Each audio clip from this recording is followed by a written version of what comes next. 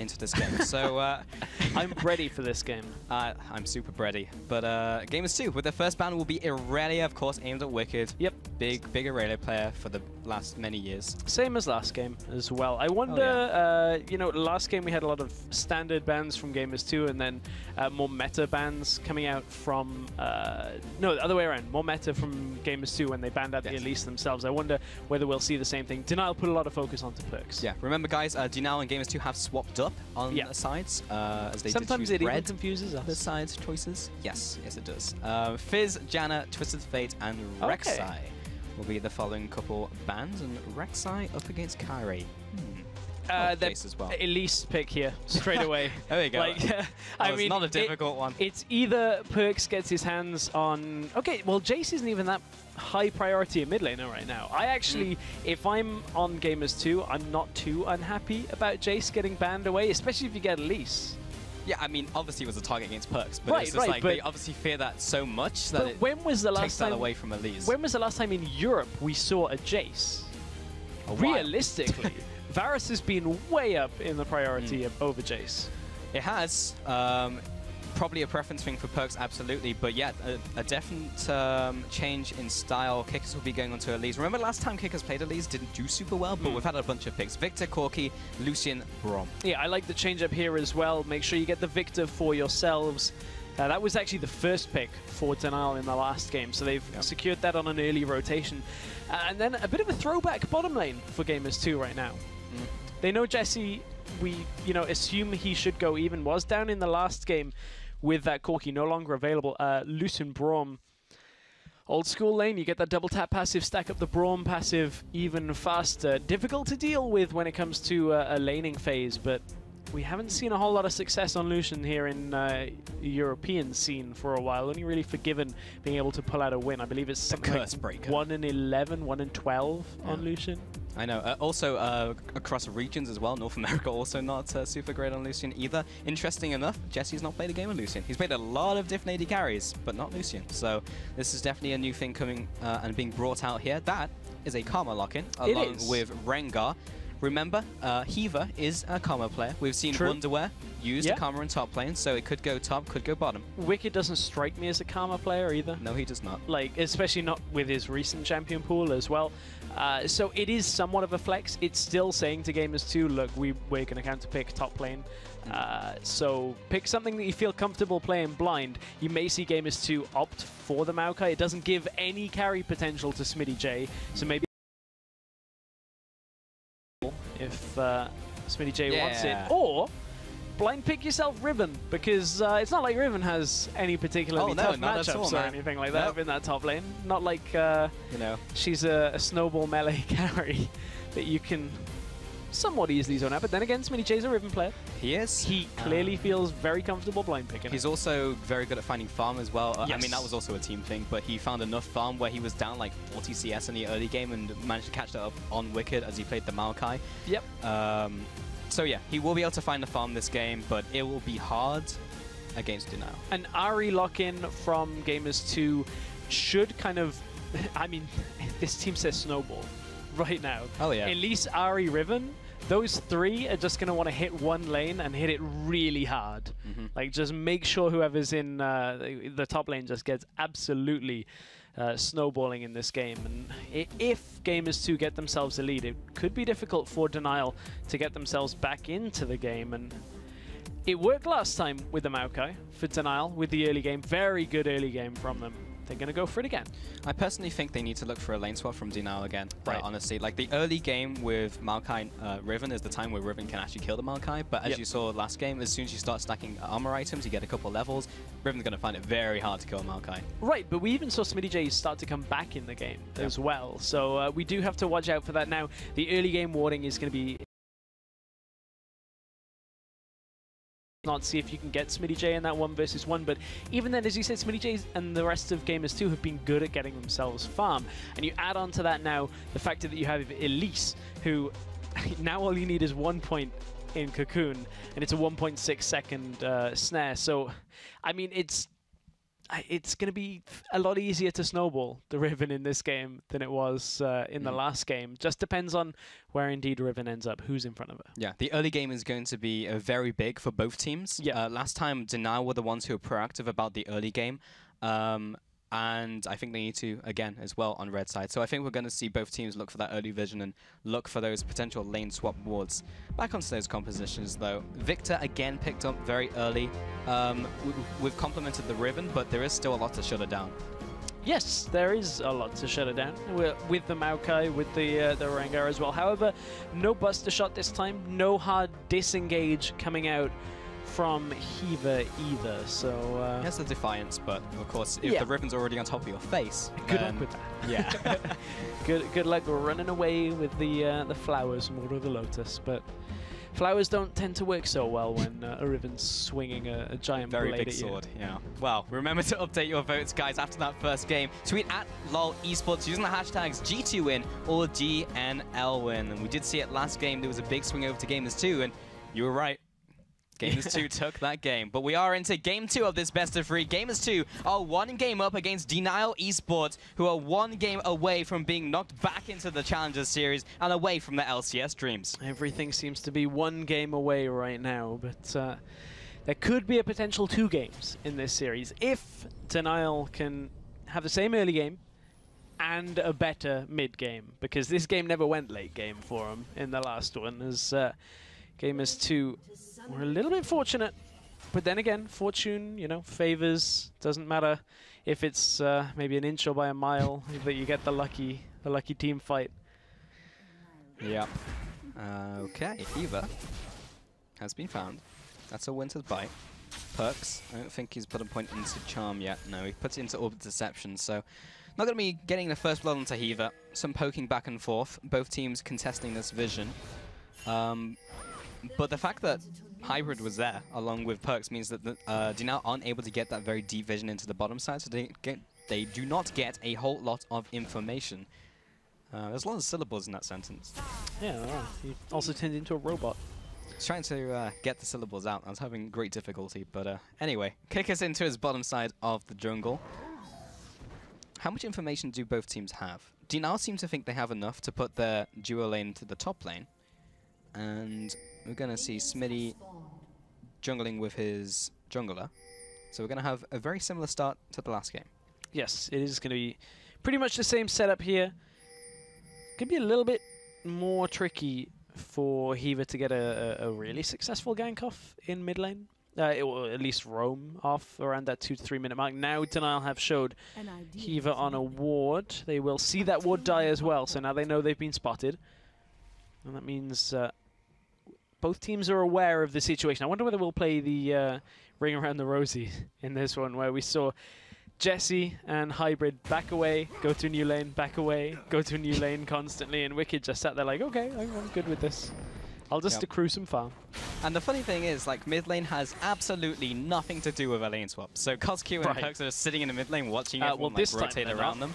There's a lot of damage going on to CosQ. But the interesting thing was last time, while they were locked in that 1v1 as the jungle was occupied elsewhere, Perks was the one to get the advantage in mid lane. Yes. And we were talking about how Perks is that carry on the side of Gamers 2, and if he's doing well, then that can only be a good thing. And honestly, CosQ for me this split has definitely plateaued.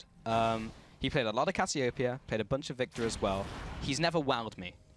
And he's never been that huge threat he was in Spring.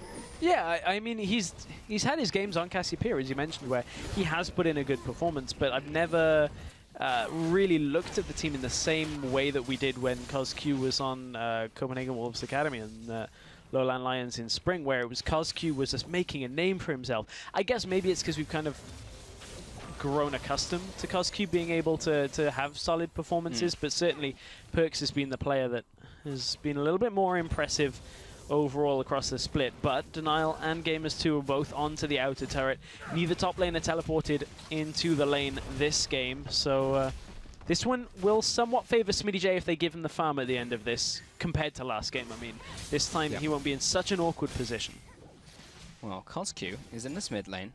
The wave is being pushed in, and Kikis is there to try and gank him underneath this tower. He has the double buff. Remember, he has the repel as well, so he'll want to be attacking the turret, but Perkz is the one who's going to take the tower aggro. Kikis has enough damage, though, with the Venomous Bite. All he has to do is repel up and come back down. That's first blood going up to Gamers 2. Yeah, really well worked first blood, and the cocoon didn't even land at that point. It already forced the flash, and then the follow-up came from Gamers 2. So well worked, easily done, and that's the difference. I mean, Coscube, I feel like had an inkling it was coming, because Denial had 4 people topside. Gamers 2 only showed 3 people in the bottom lane, and that's the adaptation here, is that Gamers 2 only showing 3 and getting the same amount from it when it comes to the tower being down. You've got to assume the Elise is either counter jungling on that lower side, or she's standing right behind your mid tower, because that's what Elise wants to do, is dive under a turret that is shoved in and just make sure you can get the gank. Repel up, drop tower aggro, you don't lose anyone. But I mean, you know Elise is going to be active in the early game because of that incredible stun, the fact that she does so much damage, and you always see an Elise getting those kills early game, and if you don't have those kills, you've done something wrong. Then again, I mean, Kikis, when we saw him on Elise, he wasn't particularly active in the early game last week. It's true. I mean, when you actually look at those games, that was across all games. Right, but it's just interesting to now see the adaptation. Is Kikis sees the opening, goes for the play. Whereas last week I didn't feel like that was the case at all. Seems to have been the adaptation here this week. Is Kikis' early game, at least for this game, has stepped up. It's only 1 kill so far, but it certainly is worth mentioning. Yeah. Plus the team movements as well. We've seen much more proactivity from Gamers 2, even in this one game that we've seen, than we did see in the entirety of those semi-finals. And Kikis will be spotted out here. Woolite's going to be staying in the bottom lane. Remember, there's no turret there, so if SmittyJ gets on top of him, then he's got a long way to run to get back to safety. But he will now creep into the bottom lane and say hello to Smitty. And SmittyJ has had time now to farm on that bottom side, whereas Kyrie's had to come up to the top side to help Wicked out, because trying to go up against Lucian and Braum in this situation is a really tough task. Now you've got the problem of stepping anywhere near your minion line where Piercing Light is going to clip you, then the follow-up from the Light Slinger passive. It is not easy to sit in a 1 versus 2 against the Lucian, and you can see that Wicked is falling back on the CS. He is, however, I believe, keeping up with the experience. That is one of the key points to watch out for, but certainly SmittyJ getting the farm is going to accelerate his build a little faster. It will, and Kikis is sitting behind the top tower. He was thinking of potentially going for a dive, but a Maokai on full HP is fairly difficult to dive. He is looking to go around the corner. He has a bead on both Heaver and Kyrie, but a smite comes through, and Perkz is going to jump into Kyrie here, gets the cocoon down, comes in with the Spirit Rush as well. Hybrid is there to assist. The exhaust goes down on top of Perkz. Kotsky returns with the damage. Kyrie is trying to run for his life. The auto attacks are coming in from Kikis. Does he have the damage? Perkz looking for a skill shot over the wall, gets him with the Orb of Deception, and Kotsky has to back away from Hybrid. Another kill goes over to Gamers 2, and they are controlling the early game. Yeah, Denial had to back away because the teleport was coming out from SmittyJ, and he was sat under his turret. No way of Corki really interrupting, only just a bit of damage put down. And Gamers 2 are going for much more aggressive plays in the early game. Heaver's been caught. In his own jungle, you're only level 2 Heaver. Against a level 5 and a level 4, you're gonna die. I mean, they didn't see them cross out of the jungle on that ward. They have a ward just on the ramp. Heaver did not see Gamers 2 leave. I believe that ward is not a fresh ward. No, it is not. Didn't see him leave. And you cross through your own jungle. That is... You even had a sapling in the top one, so you knew they didn't take any root out of your jungle. More cocoon onto Kyrie. Jesse's there as well. Concussive blows will get their stun down. There it is, and the extra damage from the Light Slinger passive. Kikis will be coming up, plopping down onto the minions. Wicked turns around. Heaver's now back into this fight, but again, he's still only level 2. Hybrid should be falling here, though. Wicked should have the damage. Heaver's the one to claim that kill. Kotsky comes in from the middle lane, lands the ultimate, and gets the kill onto Kikis. Wicked now chasing down Jesse. He's in the middle of 3 players, and he should be falling here in a minute. Got him. He will fall. Double kill over to Kotsky. The most uninspiring double kill there ever was. This game just kind of took what happened at the end of the last game with messy fights and is just continuing it for the beginning of this game as well. Well, just take the tower. There we go. I mean, Gamers 2, make a misread from their support, and then Denial make a misread from their support, and then Gamers2 misread the situation top lane with the gank. They couldn't quite get the kill. Now Kyrie takes a lot of damage in the middle lane. This game has started to devolve a little bit. Perkz wants to go aggressive. I think he should have the damage. He's got the Spirit Rush, 2 Spirit Rushes aggressively, 1 defensively, and he's already way back at the turret. Orbital Deception comes out, movement speed away from the turret, and he's got him. I mean, that's just not reading Perkz having his ultimate and enough mana to do it. I mean, they saw Perkz use his ult just... it was actually on a gank, on a attempt at killing Kyrie anyway. That's really weird that Kyrie wouldn't have kind of gone, okay, it's Ahri with level 1 ult. I assume it's going to be this amount. I've just been chunked. Let me back away a little bit faster. But real messy start to this game. There's a lot of misreads coming out from Denial. First the Heaver running into the jungle, knowing that the enemies were still there. Kyrie in the mid lane, misjudging the kill pressure from Perkz. Kyrie as well this game, he's 0-3-1, has not had an early game impact. And you know, the biggest thing about these misreads is look at who the kills have gone to. They've gone to Elise and Ahri, and if there is one combination that is going to snowball with just this amount already, these are going to be the 2 champions that do it, because Cocoon into Charm, someone's dead straight away. SmittyJ also up in lane in the top lane, up in farm. Wicked is struggling to get himself any kind of itemization here. You can see he's on tier 2 boots. And the buildings of a catalyst, but G2 are going aggressive. This is 2 versus 3, but here comes Perkz from the side. Yeah, SmittyJ Flash trying to get the combo down onto Kyrie. Picks him up with a Wind Slash. Kicker's chasing after Hiver. He should have the damage here. Has the red buff, gets him with the auto attack. Wicked now closing in, trying to get this Twisted Advance down. Doesn't need it. Coscue's there with the Death Ray. But meanwhile, the team of Gamers2 were able to avenge their ally by taking the middle turret. Yeah, G2, again, just getting the better of these trades. They have themselves a 3,000 gold lead right now, and man, Denial, ever since that attempt at taking the Nexus in game 1, they do not look like they are just reading the situations correctly. They had the numbers advantage there, yes, but you've given kills away. You don't have full vision over your jungle. At that point, there has to be the mentality of maybe this isn't a fight we should look to take. This is against a fairly fed Elise, and you know, 1 Cocoon, 1 Charm turns a situation like that. And even with the amount of pressure, Kiki still found the time to go out and solo down Heaver. This is a different Denial from what we saw in game 1. And the fan vote has only increased for Gamers to 81% now, over to 19. But Denial, the early game was so well executed. They kept down the Riven. They did all the right things up until that Baron. The Dragon fight, the Nexus whiff.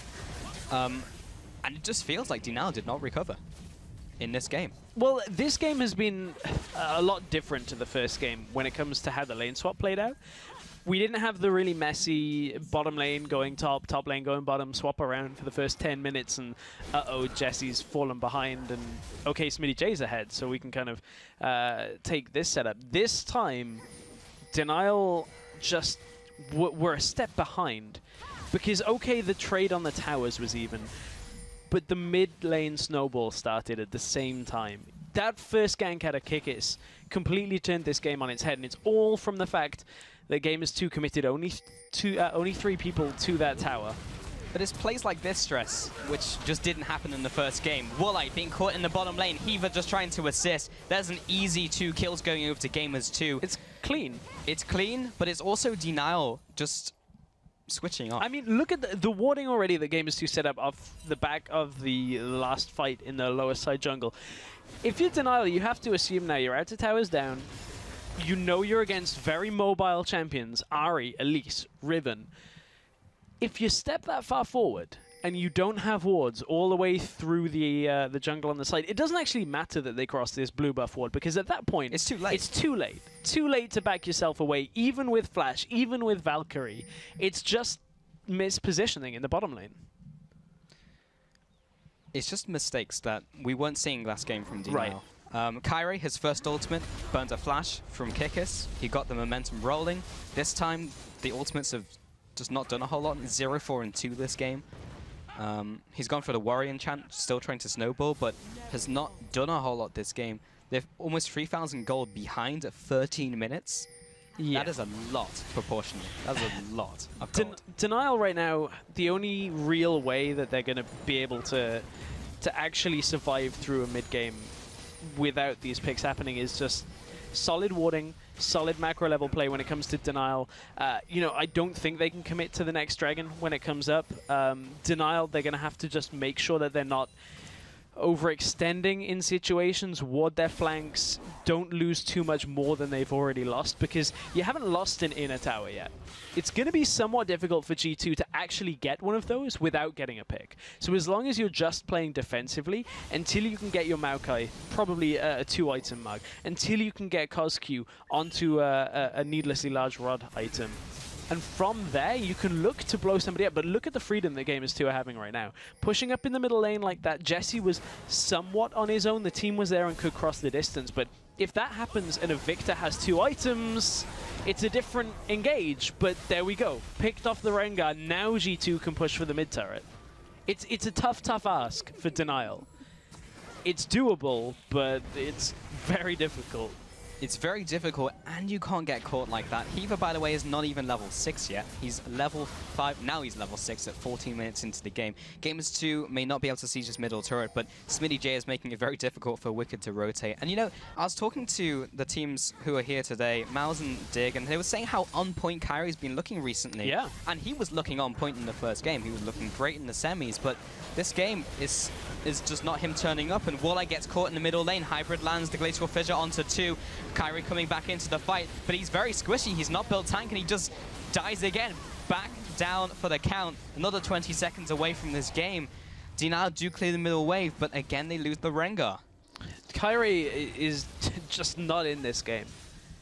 He is struggling to do anything, and he's trying to force plays.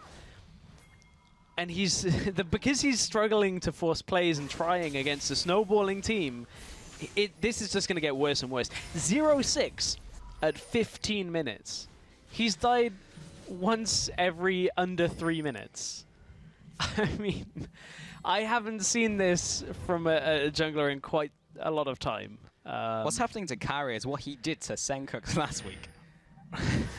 Well, Senkux is going to hate me for saying that. Senkux is going to hate you for saying that, but you're not too far wrong on that. Kyrie, I mean, playing Rengar can be a tough task, but certainly but we know he can make it work. That's the problem, Stress. But the problem is at this point, it's too far gone. Yeah. At this point, Rengar has almost no use. You're there for a bowler, and that is it. Just one. And if you can't get that, the fight's not going to be yours at all, realistically. Not the performance we were expecting from Kyrie in this game for certain. He's looked so good through the split. A big change, honestly, in his play style from how he looked at the end of the spring split, if you remember when he played Origin. But yeah, gone full circle, unfortunately, in this game. So for anybody that's watching and is like, oh, Kikis just walked over a pink. G2 are so confident in their lead right now.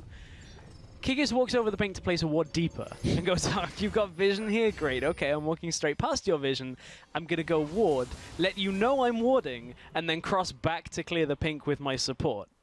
I have this safe play right now. It's very confident by Gamers 2, but also well within They're playing reach. The lead well. Right, I mean, at this point, all they're doing is creating picks. They're hiding around corners. This time they are on a ward. Perks is sat literally in vision. I mean, it's a little bit of an unorthodox ward placement, but it's smart against a composition like this, just to catch that corner. So, I mean, that's a positive for DNL at this point. It's stretching, I was going to say, positive. It seems like you're grasping at straws here. Hey, look, you've got to look at how a team can get back into a game. And if you do prevent the picks, that's how you can stop them. But at this point, you show Kyrie top lane on a ward. Wicked and Heaver are not strong enough to take this fight. Can they wave clear? They have Woolite there, which means they can wave clear. But or not.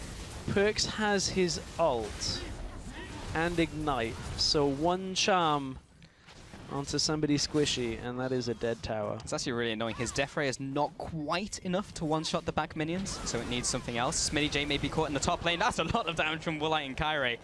He's behind, but he's not that behind. With 2 players jumping onto Smitty, he goes down, and Gamers 2 do convert this into the Dragon, however. Top tower should be traded in by Kyrie and Woolite for that Dragon, however. Now the recalls come out from Gamers 2. The rest of DNL are backing off. It's been completed for a while. Haven't quite gotten the chance to talk about it yet, but Jesse, his first item was Phantom Dancer. Okay. It's been completed for about 5 minutes now, but... I don't know how I feel about that. Yeah, that was going to be my question, Jarrett. I mean, it gives him attack speed, so he can shoot more with his ultimate. Yeah, and take down turrets. But does that when it do comes to more attack damage? speed, I don't know the maths on that was gonna be my next thing. Is like the overall damage output surely is reduced. Like it's. They have so much freedom on this game that he can maybe get away with that. I don't personally like it myself. Someone out there's already done the maths. It's like, well, this does 20 more damage in the full duration of the ultimate. His second passive shot deals 10 more damage. No. Well, you know, the other side is a very obvious one from Woolite. Is the well talked about Triforce spike from Corki, which is where DNL are. They have had that Triforce for a while. Sat on 1,700 gold, so when Corki does go back, he will be able to spend a little bit more of that money. I think he's just finished his level 2 boots. Well, Jesse bought something. What's it going to be? It's eSports. So he's going for an Infinity Edge. I'm glad he's getting one, otherwise I would be more attack speed. Very surprised if he wasn't going iEdge at all. That would not be the build. Hiva, oh my goodness. That is a lot of damage coming from the jungler here. Kikis is on the pursuit, so is Perks. He even uses the Spirit Rush for it, not even sure if that's worth it. Kyrie's going to jump on top of Perks, but he jumps into 3 players, instantly gets CC'd. That's the double kill coming in for the Ahri, and he doesn't even die himself. Burns both summoners for the privilege though, but another 2-0 over the Gamers 2. You can see the Victor damage does still rear its head. Void Staff first, you can see there is an Aegis of the Legion and the Abyssal Scepter on the side of Gamers 2, so he's trying to chunk through that MR already. Still means that his overall damage output when compared to like a Rabadon's or a Needlessly Large Rod item is going to be lower overall, but CosQ still has a little bit of bite left in him, especially if he can hit the skill shots, but didn't on that occasion. I mean, even Kyrie does a lot against the squishy still. Right. It's just the fact that he is squishy himself and gets blown up. I mean, the real thing about this is it's great that CosQ has some damage, but we're almost at a situation where Perks can solo carry this game. 6-0-5 at 21 minutes on Ahri. Wicked is not going to be able to sit in front of that. He has no magic resist. I mean, it's not good. No, and the one thing that we've seen kind of happen time and time again is Hiva steps forward, the spider jumps out, and poof with a puff of lotus petals, and Hiva's off the map. I mean, this is the point in the game where if you're in solo queue, your teammates would be typing FF, and you'd be like, I'm just being realistic, man. It's just like, no, we can win this. And I still think that DNL can. They're 5,000 gold behind. Okay, they've given up those 2 dragons, but... I mean, if Gamers 2 can win with having no Nexus turrets, being 4,000 gold down, and somehow DNL didn't end that game. I mean, the turnabout's fair play, but it's certainly not over, but also not particularly realistic. Yeah. It's not over until it's over. Yeah. But Stress is that guy in solo queue who will say, I'm just being realistic. No. I was that guy in ranked 5s, okay? Man, getting flamed. Got him. Anyway, so is there like a report function for this broadcast? Unfortunately verbal abuse. Reported for verbal abuse. And DNL and Gamers 2 have been in this mid lane for a very long time now. And I just saw this same situation happen 2 minutes ago. Kyrie jumps in 2-3 players and will instantly be taken down. DNL try and support him, but it's just not enough. Another Spirit Rush comes through. Perks will be using the last one to try and get the kill onto Hiva. This time around, the wind slash from Smitty obliterates Hiva on the way out. Now chasing down underneath this turret as well. There's the broken wings, but Smitty has gone a little too deep. Woolite's caught. Kikis with the venomous bite, but he'll be going up. Dodges out of the way of the Death Ray. Nets Kozki with the Cocoon and will be on his way out. G2 can just get top tower from this. I mean, Kyrie just goes for another engage. I would love a counter of how many of those have actually worked. One. Yeah, well, yeah, depends on how many assists were in that one. Yeah, exactly. I mean, the clear thing is 8 haven't really worked. I mean, I really wonder what makes Kyrie go in on this, because they know the teleport's still up. I guess they just feel like they have the numbers advantage. Kozq and Wicked aren't even in this. Kozq's already chunked. Wicked's just a non-factor in this fight for pretty much the majority of it. And even then, he's no magic resist, remember? Heaver's no life. And Wicked is just getting absolutely crushed in this fight. He's up against double AP, or double magic damage, and 2 physical damage. So he had to pick one. And unfortunately, it was the magic damage that started the snowball off. And not really easy for him to sit in front of anybody there. It's actually quite nice by Smitty J there. He used his E to cancel the animation of his ultimate. It's a very simple combo, but you can generally, this is kind of a rule of thumb on Riven, use your E as an animation cancel for your next ability. And if you're using it with the Wind Slash, then you can get a little bit of extra range, which he used there at the very end. Wicked's building second item Frozen Heart. He needs magic resist really quickly. Okay, Riven's doing damage. Okay, Lucian's doing damage. I can accept that, but still, the Ahri is the one that is fed. I guess he's kind of just given up and said, okay, if Ahri's coming on, if Ahri's gonna look to charm me, I'm gonna hit my ultimate dead anyway. And yeah, I mean, Wicked's not the one that you want to charm, but still, you'll be able to chunk through so much of it, even with that ultimate from Wicked. If they can kill Perks, though, there's a lot of damage off the table. But again, this is the beauty of the Gamers 2 composition. They have Threat in the top lane. Jesse's doing well this game as well. Yeah, Gamers 2 are looking for the Baron.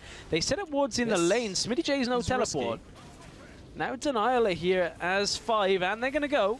Well, that's a misglacial fissure coming in from Hybrid, actually, and goes right through the goalposts of DNL. They'll actually be chasing them down. Jesse is split from the pack. However, Smitty J is coming in from the mid lane, and he has his ultimate ready. Perks is jumping in, does not land his skill shots. Smitty J is not able to get in range with the Riven. They'll go for the Crab instead, and that's a 1-0. So DNL stopped the Baron, but now they have to go back, and so the Gamers 2. We spoke about, you know, how is the shot calling from Kickers, because we praised the shot calling week 5. We didn't like the shot calling in the semi-finals against against Maus, and that Baron's a very weird one, because G2 thought they had the setup for it by the fact they had wards in top lane and mid lane, and they'd seen Wicked in the bottom lane. But they still don't have the fastest Baron right now. Okay, they've got Elise, good single target damage. They've got a Lucian, but they're not going to get that fast enough, considering DNL weren't zoned completely out of their jungle. Make it hard for DNL to push through the jungle. You're playing a pick composition. Make it so that if they even try and just get to the Baron, you can pick them off. Okay, Kyrie will have his ultimate. They will have the ability to check with a blue trinket, but just constantly, if you're going to try and go to the Baron area, make it difficult to get there. Yeah, just make it a little harder for your opponent. 17-7, though. We should not underestimate how far ahead Gamers 2 are in this game. They have the 2 tower advantage, 3 dragons. Realistically, they could even just wait for the dragons and play around those. They have an 8,000 gold advantage, and DNL are just going to pull the trigger and try and go for this engage. Kickers is the initial target, but he just flies up in the air. Woolite is still there, trying to put that damage down onto Kickers as he's retreating. He doesn't have flash, and Woolite will aggressively Valkyrie for the kill. Perks is now into the fight, tries to get the assassinate onto Kozq, but he's shut down. Hybrid and Jesse trying to kite away. Spinny's now into the fight. Can he go huge? He picks up one, gets another with the Wind Slash. Actually, that's still the same target, but he's looking for the rest of the team as they retreat on low HP. Gets the stun onto Woolite, tries to get the kill. Jesse is there with the damage to assist and takes him out. And say 3 for 2 over to Gamers 2, but that was messy.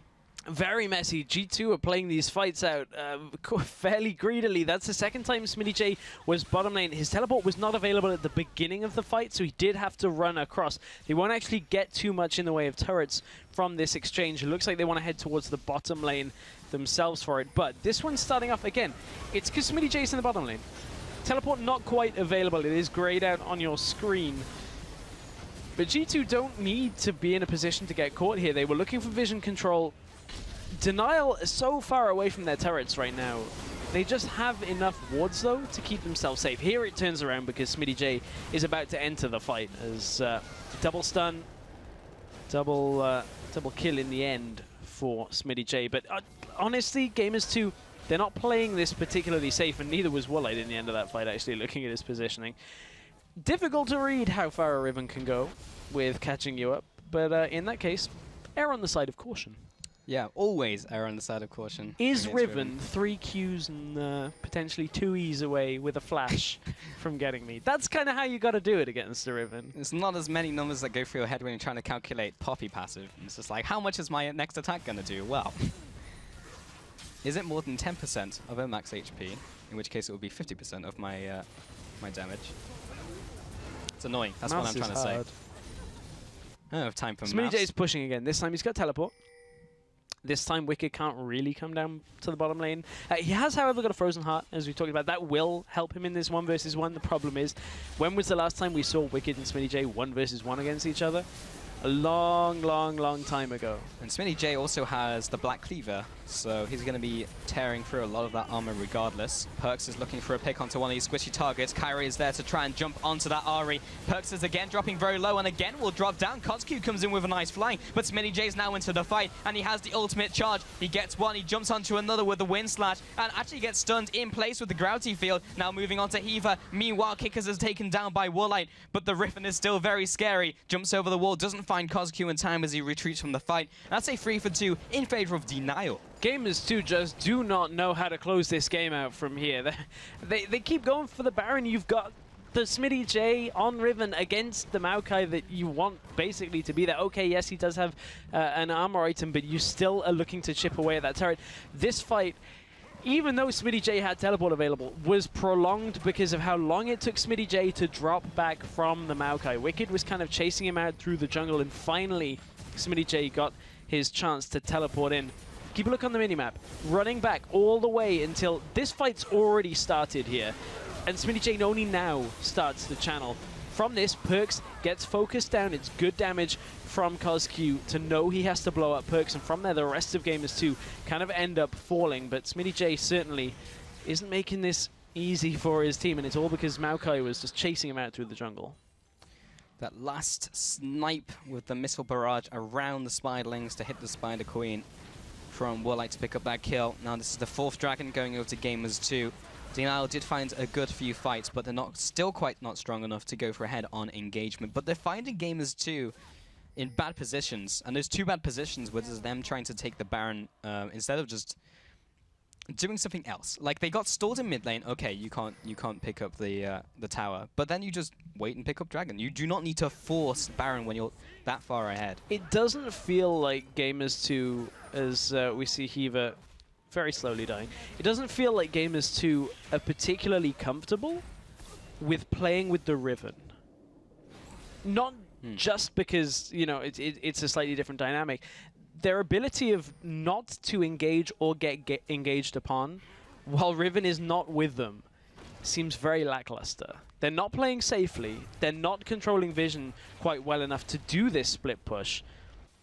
And because of it, what was a massive lead still is a substantial lead, but it is getting stalled very heavily by Denial. And that's a problem when you're playing against a Victor and a Maokai who's only going to get tankier, but more importantly the Victor, who does a lot of damage. He's 6-1 and 3, got the shutdown guard, remember, on Perkz as well. So you can't underestimate his damage. Perkz is down in the bottom lane. He can't actually show that. If he does, then it's Baron. Yes. Because you can see how close Denial are to Baron. Oh, Kickis. Oh, this is not good. Flash over the wall. Wicked finds him. There's the twisted advance, and they pick up that kill. This will be the blue buff going over as well. Smitty tries to steal it with the Ravenous Hydra. But that's the jungler down. Denial, what did they do with this? They have the power play over Baron. I mean, now it's Denial that are just controlling the vision. Like, rather than just starting it, which I feel like they actually could have, but they do risk SmittyJ and Perkz coming in, rather than just going straight for it like Gamers2 were doing. Make it difficult for them to enter this the river. If one person crosses down, Denial take the fight.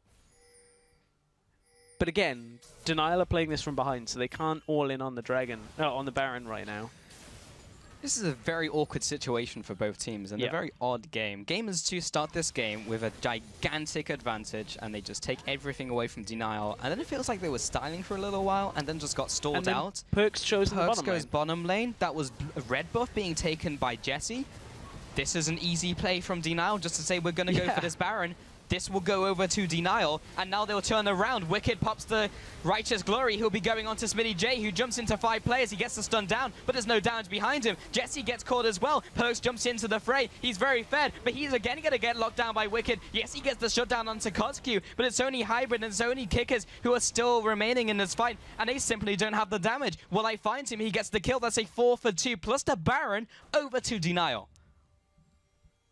Why did Perks show bot? I don't understand this series so far. I mean, the teams are getting so far ahead in the early onset of this game, and then are just unable to close it out. This is now DNL picking up the Baron after being behind to push in an inhibitor. This time they'll back away after the inhibitor's down. There is no way they can push in any further, and if they do, it's a mistake. So now DNL back themselves away. But let's look at this one again. So Perks is so far away from the start of this fight. All the way in mid lane. This is an easy read because of how far across the map he was. From here, G2 just can't take this fight. Smitty J goes in, gets a decent stun, but the damage wasn't able to get there in time. Perks flashes in to try and get Kotsky. Okay, he gets him, but then you're against a Maokai. No flash, good luck getting away. You've used your ult charges on this one, and it's an easy fight for DNL to take. I'm honestly quite surprised. We have seen both of these teams play infinitely better than they have been playing in this series. And this is a little bit worrying when it comes to looking forward, as to one of these teams has to play Gambit, one of them has to play Gambit or SK. Correct. I'm worried from a macro level performance from this series of how neither team seems to be able to close a game while having a substantial lead. An LCS team will punish you for that. Oh yes, yes they will. If you get the advantage early game then and can't close the game, then you're basically donezo. Wicked in the top lane. We'll be clearing out these minions. Woolite in the mid lane. They have this Baron now on the offensive. DNL need to make sure they don't get a little too far ahead of themselves. Dragon is still on the horizon, however, 1 minute away from that, but I think DNL are in the point where they could probably take Gamers 2 on a head-on engagement now. Well, at this point, G2 are now a little bit afraid to push down for this Dragon. This would be Dragon 5. That should, in theory, be enough for Gamers 2 to be able to take this game conclusively. Problem is, though, DNL are likely to get this one because they can control the waves, they can control bottom lane and mid lane, make it difficult for Gamers 2 to actually contest for this Dragon. And then it puts the onus back on G2. It's another 6 minutes before they're looking for a major objective. And, I mean, G2, with a lead, still didn't know how to close it out against DNL. And now DNL have closed that gap, and it's a little bit more narrow between the two teams, and they still don't seem to have a game plan. Well, DNL's game plan is sit in this bush and hope that Gamers 2 walk into it. Kyrie is actually just going to jump on Smitty J. He was separated from the pack. There was no reason to be there, and now Perks may pay the price, I should say. Heaver is trying to jump after him. Jesse returns with the ultimate damage. The culling is more like a tickle gun at the moment, though, up against Wicked. And that's another kill onto Smitty J. There's a 4 versus 5. Oh my god, they're going to do it again. Kickers jumps away with the repel. He has to use the flash. The Spiderlings tank up some damage. Kyrie is trying to go after Perks. The Sapling's going to try and kill him as well. But that was an unnecessary flash that had to be burnt there by Kickers. And now DNL. Oh no, Woolite. Okay, good. DNL will go towards this Dragon and probably start it off. Hybrid's got no ultimate. Jesse, Perks, and Kickers also have no ultimate. Oh, yeah, they've let Kickers. He can't repel up, surely. Surely he can't repel for this. It's too high. They haven't burst it.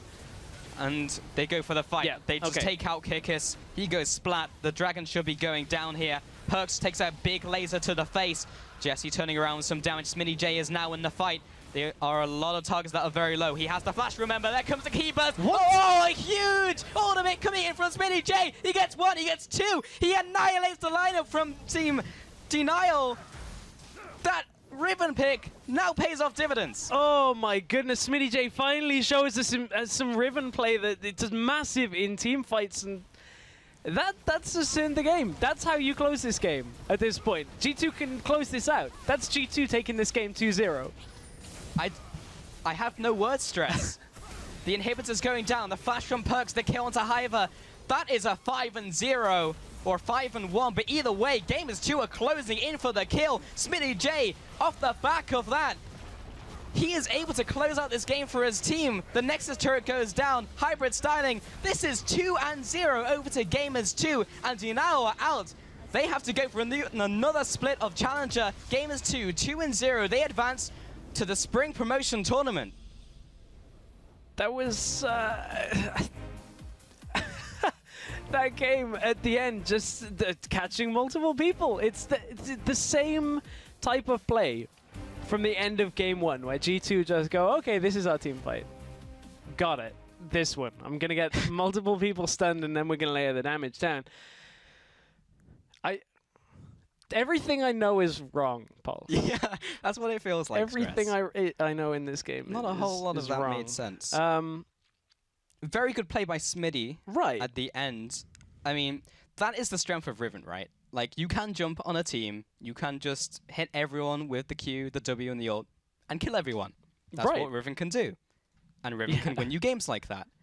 But that was a lot of mistakes made by Gamers 2 up until that point, despite that gigantic early lead. That didn't need to happen. Oh, they got stalled for so long. I mean, Kyrie on the other side for Denial in that game was 1-11 at the end. 1-11-11.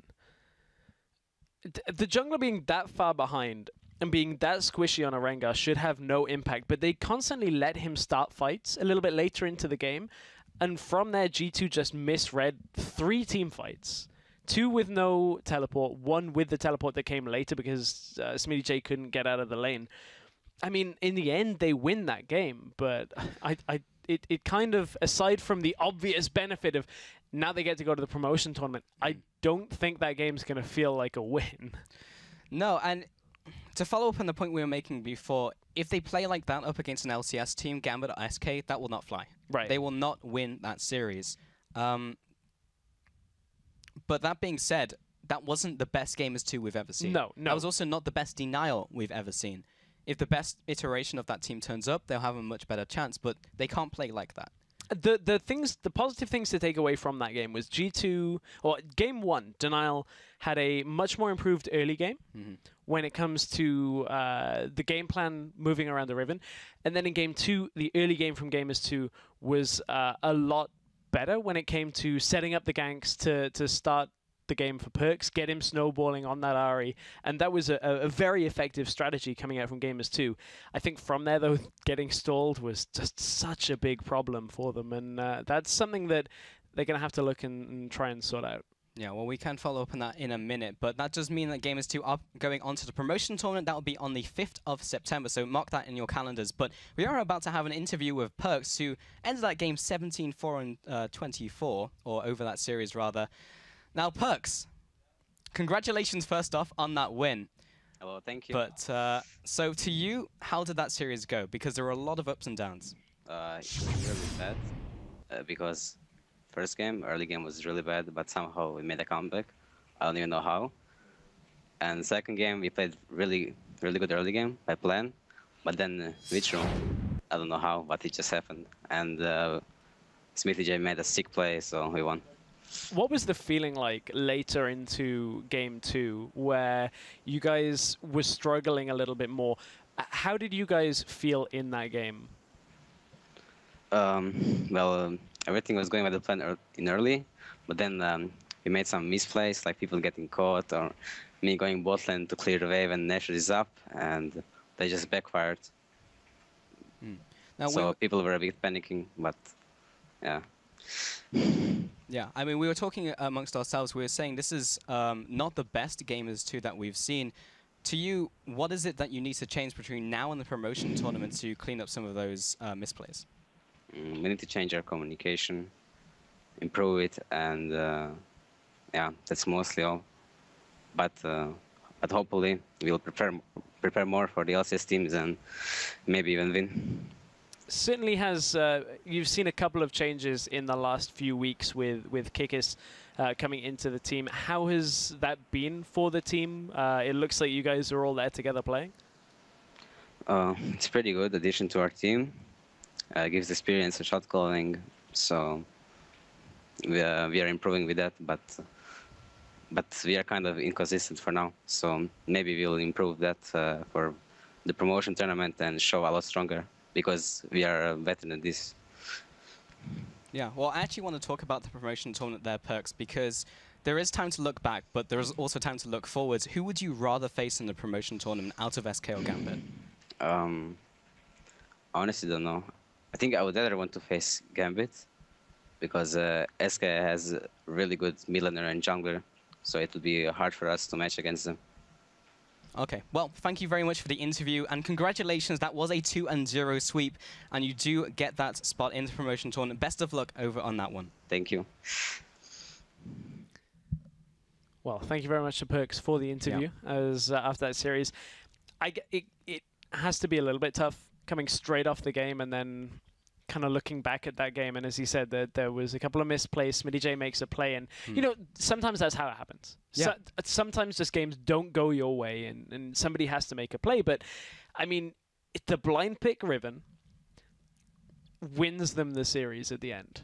Like, that was a solo play that wins that second game. The first game was you know, a bit of a misplay out from DNL. I don't want to take anything away from Gamers 2 winning, but certainly it looked rough. Perk said it as well. This isn't the best we can play. We've been better, we've shown better, and we will be better for promotion tournaments. So I mean, if they can fix those things, we certainly have seen Gamers 2 looking a lot better. Yeah, and I agree with him. A lot of frank statements there from Perks. And with that win, Gamers 2 have secured third place in the summer playoffs. The next question is, who we will see them. Will we see them in the next LCS spring split? And who will we see in the next LCS split? Because well, first of all, Gamers 2 are going to have to battle it out on September the 5th versus either Gambit or SK Gaming in the promotion tournament to claim a seed into the LCS. But that is not all, because remember to tune in tomorrow, because we're going to find out. Well, we will find out who's going to be in the promotion tournament. We'll also find out who's going straight into the LCS as well, because Mouse Sports take on Team Dignitas EU in a best-of-5 for first place in the Challenger Series and that automatic qualification spot for the spring split. And remember, after that, North America will play out their finals as well, with Coast versus Renegades. So don't forget to tune in later today as well, if that's not enough, for the North American Challenger Series third place decider.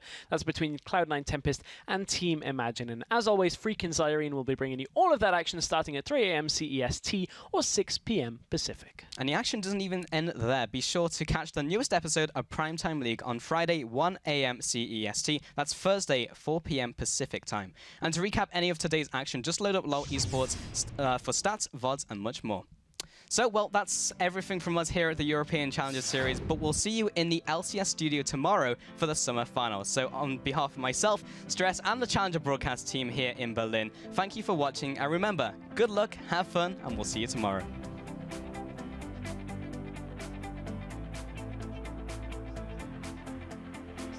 Yeah, I mean, really, what can... you okay, buddy? Like, jumps on top of him, actually gets pulverized, headbutted into the wall. Jesse will return the damage. Aggressive Valkyrie forwards into the exhaust, and now there comes the cat from the sidelines. Picks up the first kill. Will jump away, but Smitty J is coming into this fight. He gets one, he's looking for another. He doesn't have his ultimate, though. He'll have to try and retreat for the cooldown. And Kikis is there to try and gank him underneath this tower. He has the double buff. Remember, he has the repel as well, so he'll want to be tanking the turret, but Perks is the one who's going to take the tower aggro. Kikis has enough damage, though, with the venomous bite. All he has to do is repel up, but the smite comes through, and Perks is going to jump into Kyrie here, gets the cocoon down, comes in with the Spirit Rush as well. Hybrid is there to assist. The exhaust goes down on top of Perks. Kotsky returns with the damage. Kyrie is trying to run for his life. The auto attacks are coming in from Kickers. Does he have the damage? Perks looking for a skill shot over the wall, gets him with the Orb of Deception. There are a lot of targets that are very low. He has the flash, remember. There comes the key burst. Oh, a huge ultimate coming in from Smitty J. He gets one, he gets